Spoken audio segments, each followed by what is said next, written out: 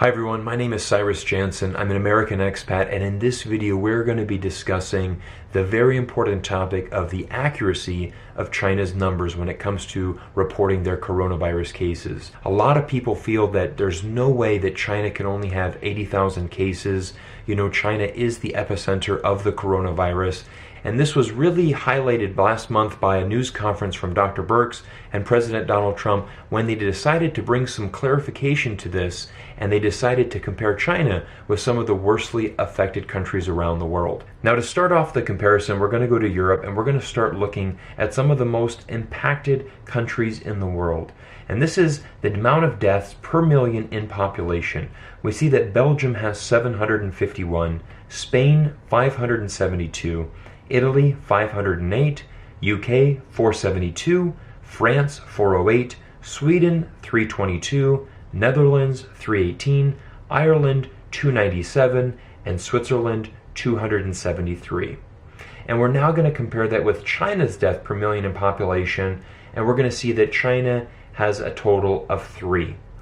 Now, what a lot of people are critical of this is they're simply saying, look, if you just take these countries in Europe and you put China's numbers next to it, you can just very simply see that there's no way that this is accurate. Okay, there's no way that China can be that much less. However, comparing China to countries in Europe is comparing apples to oranges. It's not a fair comparison. And to prove my point, let's take China's numbers and see how they stack up against its neighboring countries in Asia. Here we are in Asia, and we're going to look at the countries that border China and see what their deaths per million in population are.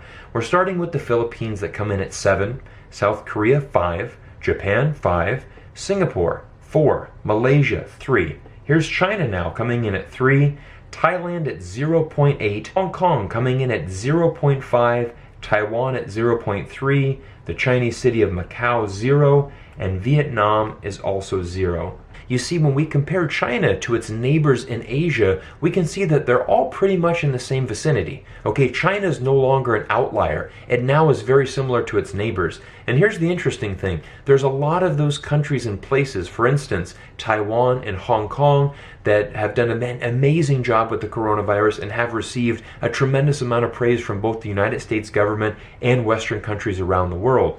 So on one hand, we're praising China's neighbors for doing a great job of, handling the coronavirus and keeping these numbers down very low. However, when China fits into those numbers as well, that doesn't make sense. We must criticize them. We must say China must be lying to us. Chinese government must be hiding something.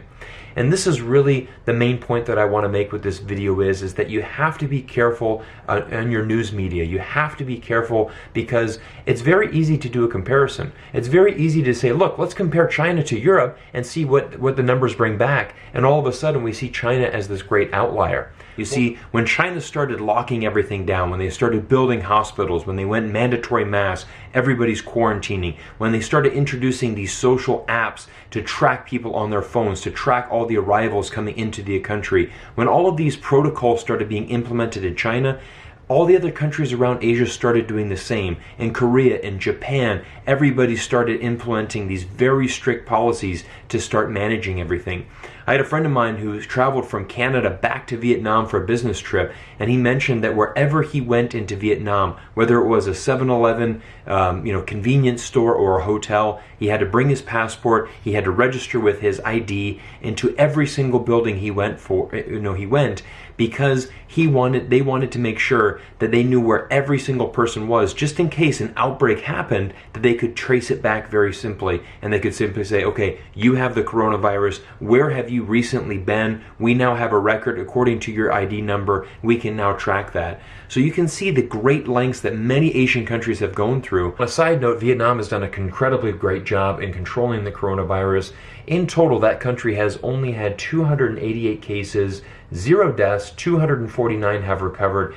And we look at, let's just say the United States, for example, for months, our politicians, decided to argue. They said, you know what, this is not going to be a problem. They simply did nothing to prepare.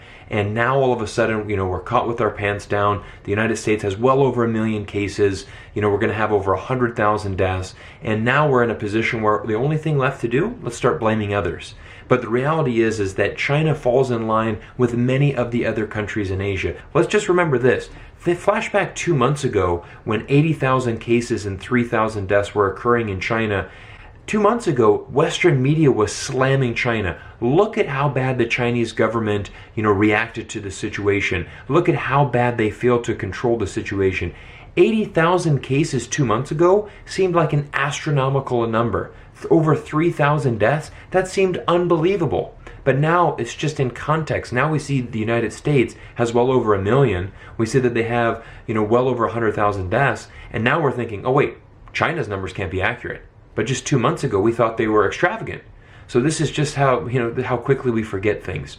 So anyways, I want to thank you for watching this video. If you're new to the channel, hit that subscribe button. We're bringing more facts and more interesting insights into China.